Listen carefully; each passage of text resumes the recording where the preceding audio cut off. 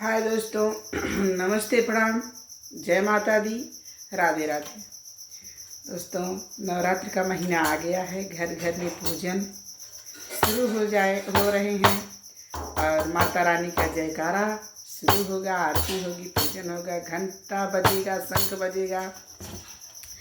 बहुत ही अच्छा लगेगा। घर घर में पचरा गीत गान सब शुरू हो जाएगा।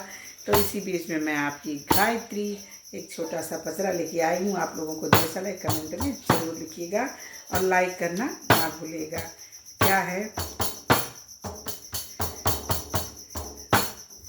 काहे गैलू हम के भुलाई मोर माई हो, काहे गैलू हम के भुलाई मोर माई हो, भुलाई मोर माई हो, भुलाई मोर माई हो, भुलाई मोर माई हो, भुलाई मोर माई हो, काहे गैलू हम के भुलाई मोर माई हो, काहे गैलू हम के भुलाई मोर माई हो।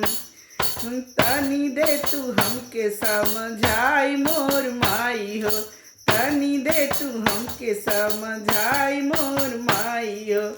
गलिया के बगिया में फूल तोड़ी लवली, मालिया के बगिया से फूल तोड़ी लवली, चुनी चुनी फूलवा के गजला बनवली, चुनी चुनी फूलवा के गजला बनवली, गले बीच तोके पहिराई मोर माई हो, पहिराई मोर माई हो।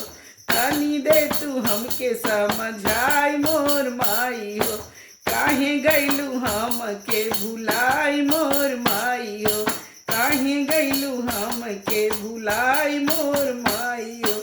कोहरा के घरे गैली कल साली अवली, कोहरा के घरे गैली कल साली अवली, गंगा जी के पानिया से कलशा भरवली, गंगा जी के पानिया से कलशा भरवली, कलशा के पूजन कराई मोर माई हो, कलशा के पूजन कराई मोर माई हो, काहे गैलू हम के भुलाई मोर माई हो, काहे गैलू हम के भुलाई मोर माई हो, भुलाई मोर माई हो, भुलाई मोर माई हो।